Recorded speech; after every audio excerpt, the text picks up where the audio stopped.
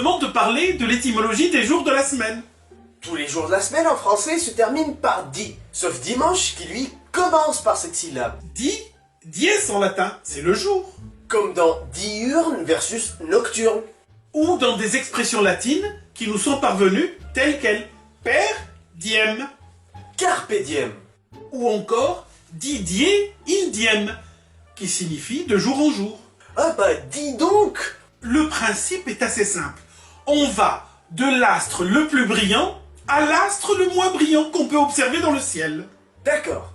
Lundi. Non, le premier jour c'est dimanche. C'est vrai que le dimanche on l'appelle 1 en arabe, l'ahad.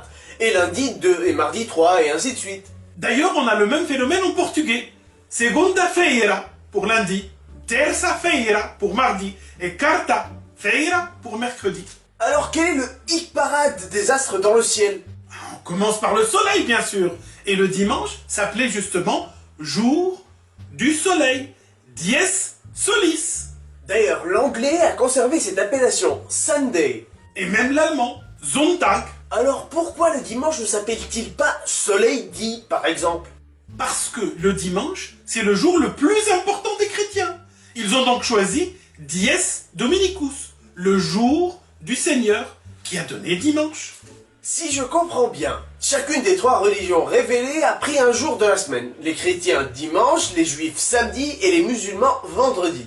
Les juifs, qui sont arrivés les premiers, ont choisi le dernier jour de la semaine, le 7e. Sept. Sept, sabbat. D'ailleurs, samedi vient de sabbati dies, qui veut dire jour du Shabbat. À part ces deux exceptions, les 5 autres jours de la semaine ont tout de même repris la dénomination latine. Lundi, c'est le jour de la lune, qui est l'astre numéro 2 de la brillance. Mardi, c'est celui de Mars. Mercredi, c'est le jour de Mercure. Mais, selon le paganisme germanique, le mercredi est le jour du dieu Odin, pas de Mercure, qui donne par exemple Wednesday en anglais. Jeudi, c'est un peu plus dur. Sans doute Jupiter. Oui, Jupiter, qui se disait Jovis en latin, Jovis dies. D'ailleurs, les Italiens disent encore Giovedì.